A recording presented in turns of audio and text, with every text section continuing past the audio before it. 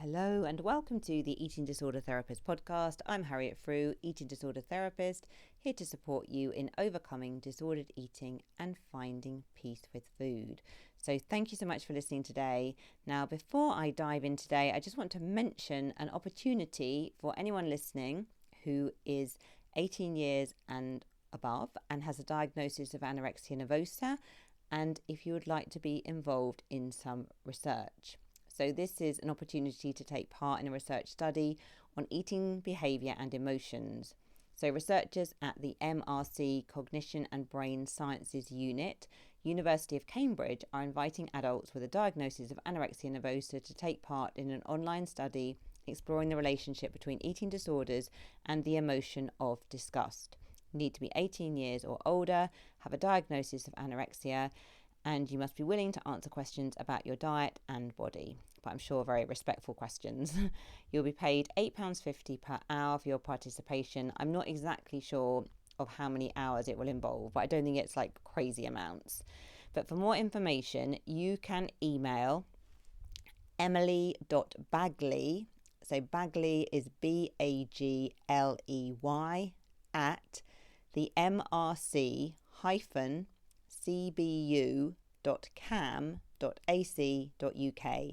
So that's emily.bagley at mrc-cbu.cam.ac.uk.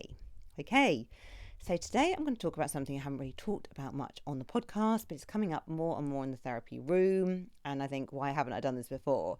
So I want to talk about toxic romantic relationship dynamics in people struggling with eating disorders and 11 different dynamics to look out for.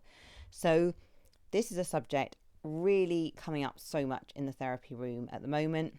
Now, I want to say as well, before I dive in, of course, not everyone with an eating disorder is in a romantic relationship, and not every romantic relationship will be toxic. So just to kind of put those disclaimers forward. But when things are not so rosy in these relationships, definite themes do emerge. And I guess for very obvious reasons. I think, when we are in healthy relationships, we tend to be able to make wise choices. We tend to pick people, I guess, who have good self-worth, who mirror our good self-worth, where we can get our emotional needs met, where it's fairly calm and peaceful and good emotional availability, secure attachment, all those wonderful things. Now, if you have an eating disorder, you're probably struggling with some form of low self-worth. You may have some unresolved trauma. There's probably things going on beneath the eating disorder, very understandable. So these factors will impact your choice of relationships and will pull you back to the familiar, which may leave you feeling unworthy. So going to talk about this a bit more. So most people as well who struggle with eating disorders are what I would call super-empaths. Now, of course, not everyone listening may identify with that, but I think most people with eating disorders that I've worked with are really empathetic people. Now, you may relate. The kind of people I'm talking about are people that are supremely attuned with their intuition. So you can read the room, you sense people's mood, without anyone uttering a word. You're the kind of person that can walk into a room and you almost have a sixth sense about what's going on. You have high emotional intelligence. You're probably naturally psychological as well, reflecting insightfully on the behaviour of your fellow humans. So you might often be kind of overthinking, thinking about why is that person doing this and trying to make sense of it. And you can probably just sense when something is off. You can feel it in your body with no rational evidence present, that sort of sixth sense. You probably as well enjoy supporting and caring for others, and you can stand in someone else's shoes and see the world through their lens. You're probably very, very good at that. Now, these are highly valuable social skills to travel through life with. I think being an empath is a superpower. I would, really count myself as an empath. But the empath has a darker struggle internally because your desire to give often has no boundaries, and you can extend yourself to the point of burnout and personal exhaustion. And you're extremely sensitive and absorb the feelings of others like a sponge, not always knowing where you begin and someone else ends, and you lose yourself easily in relationships. Now, this has been so true for me in many of my relationships across my life. I find If I'm around people with very positive energy, I really absorb that. If I'm around people with not so positive energy, I really absorb that. I really do feel like I am very sponge-like. I have to have a lot of time on my own to recenter and ground and come back into my own energy and get attuned to my own thoughts and feelings again. Now, the empath struggle. You intensely feel the pain and fragility of others' vulnerability. So even when people are demanding, abusive or toxic, you see their pain and you wish to protect them. Now, again, this is something I really relate to. I think particularly in my earlier life, I'm going to talk a bit more about this in a few minutes, but when I was exposed to some quite demanding, abusive and possibly quite toxic dynamics, I could see that the person delivering these dynamics was in a lot of pain, a lot of struggle. So I was quite upset by being on the receiving end of their pain, but I also had a lot of compassion for them, and that would I'd almost like give them permission to behave in that way. Of course, that's not right, but I had so much compassion for the struggle they were going through. So what happens there is we hold that deep compassion for someone's struggle, so then we can overlook or tolerate behaviour that is highly impactful and possibly very costly. Now, your empathy can be misdirected further if you hold a mother or father wound. Now, I think most of us probably hold some kind of mother or father wound because of mothers and fathers. I'm a mother myself, are imperfect. They do the best they can, but they're often carrying their own trauma, their own issues, and, they just unconsciously bring these things into the dynamics of parenting. Now, if your dad struggled with his mental well-being, possibly, highly likely, I think, for men generally, actually, being able to be vulnerable, to talk about mental health, there's been so much stigma about it.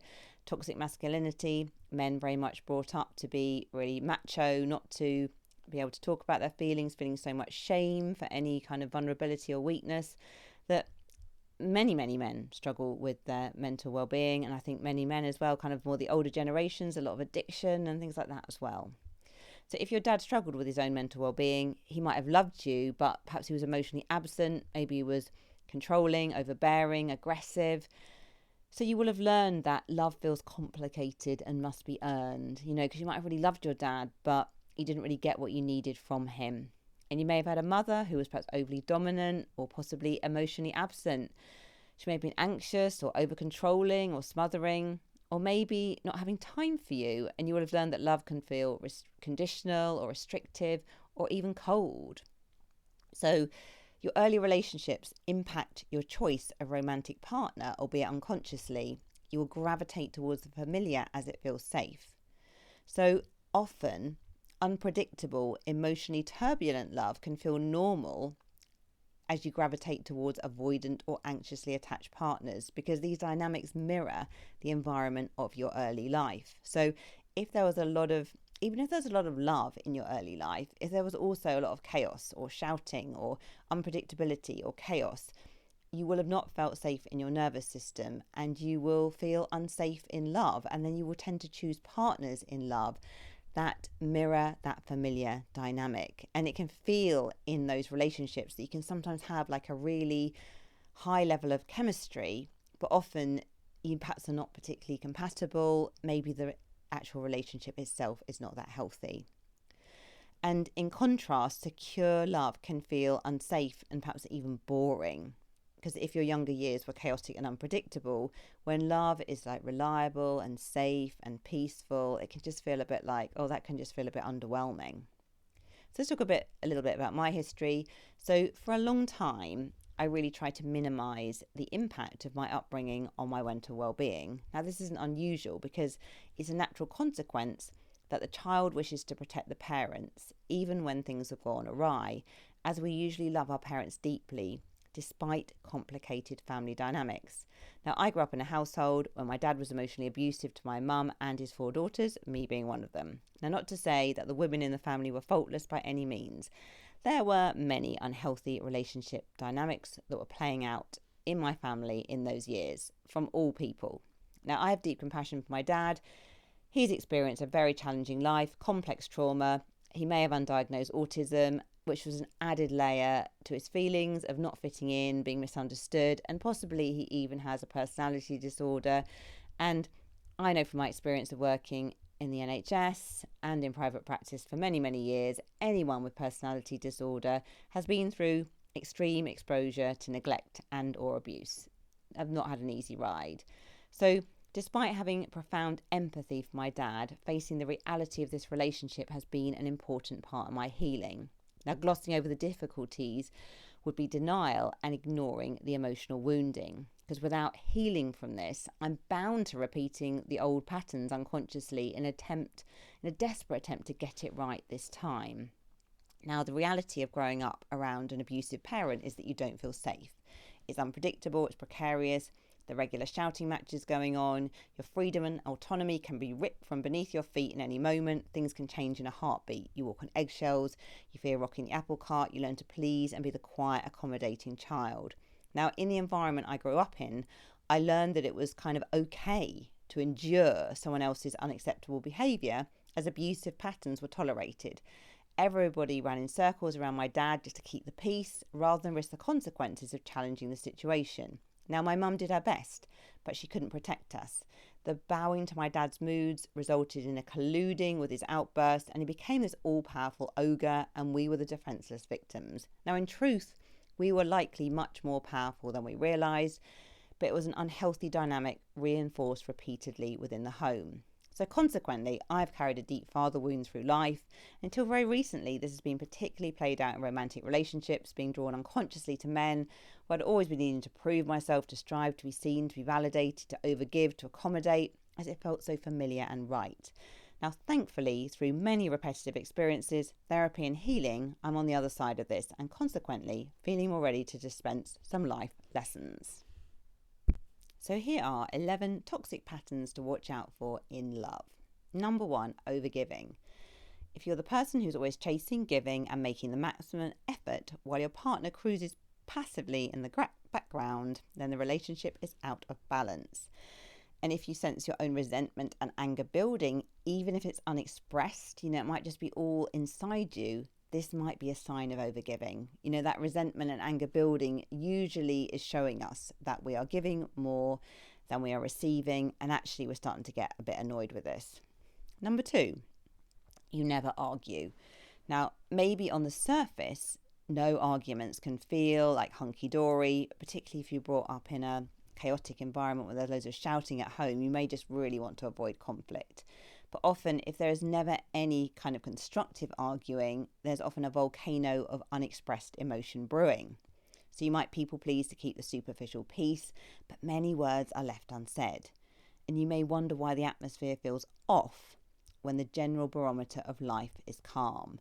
And I think these are kind of sometimes the situations where a relationship just suddenly kind of seems to dissolve out of nowhere after a certain number of years or something, because there's just so much that's been unsaid. All those kind of resentments are built and built and built.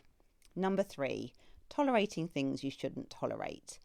So in a desperate attempt to maintain calm and avoid conflict, you may be tolerating unkind, inconsiderate or even abusive behaviour. So if you upset your partner, you may believe that you are guilty and take on undue responsibility for this, whereas you've just simply expressed your feelings or needs. Number 4, feeling that you're too much. This is such a common one, I think, with people with eating disorders, because of, I know from my own experience, just being such a people pleaser growing up to just create safety at home, really, because if I was emotional, if I expressed my needs, it would just be too much. My mum was already dealing with so much and my dad would just not be able to listen to that. So I very much felt that if I expressed anything, I was being this burden. I was just being far too emotional, far too sensitive. And that was the message that I very much got. So if you feel that you're too much, you will almost resign yourself to not having any needs in the relationship. You almost decide to cut your needs off.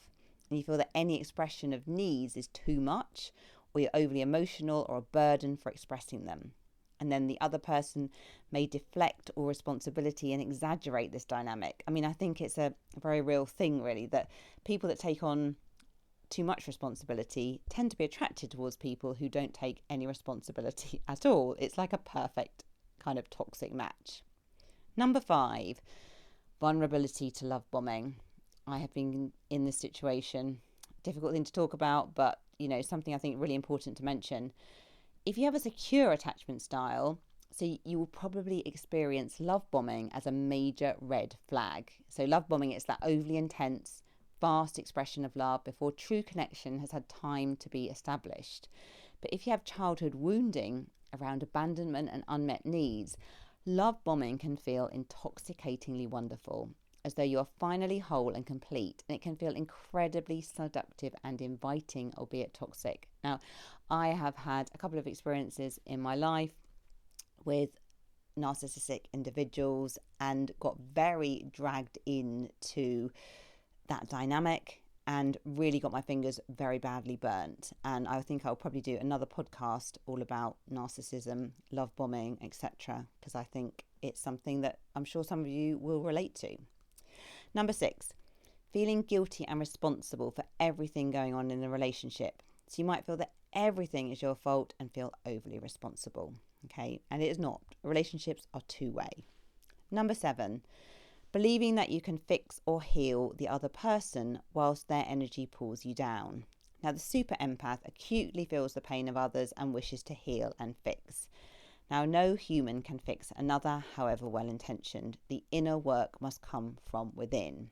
And also, fixing another can also be a distraction from your own inner work.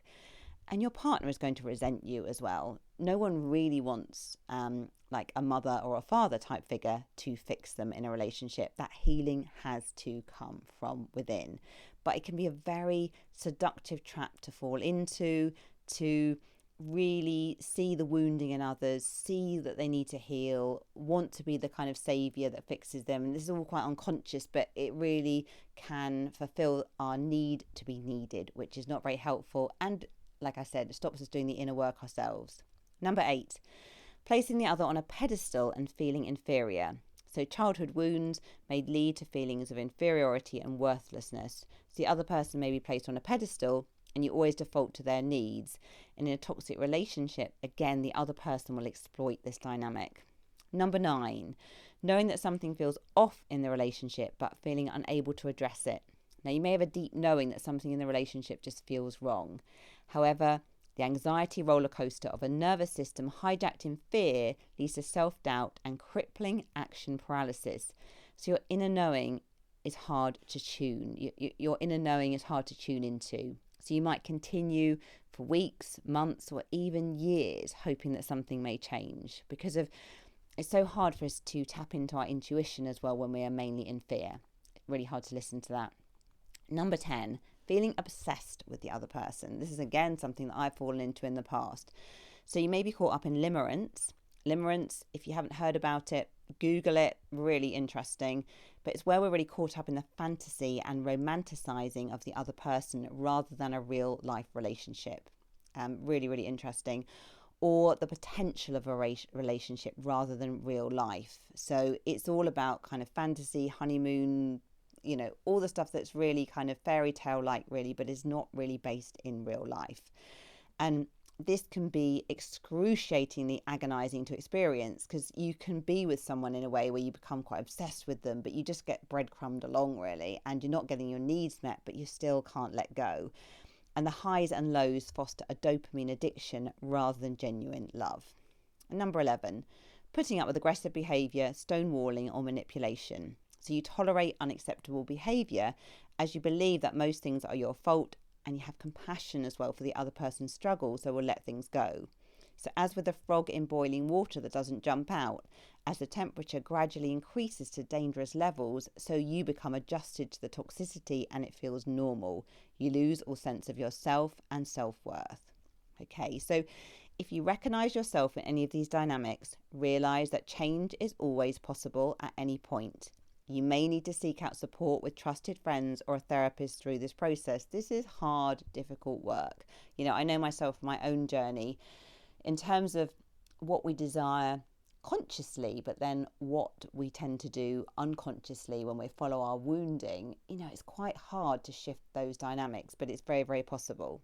Now, and I guess I want to speak for myself, as someone who I would say in my 20s, I had quite disorganized attachment. I could swing between being quite avoidant and highly, highly anxious due to my early years and a lot of kind of chaos and unpredictability. But I would say now, today, in the most part, I'm securely attached.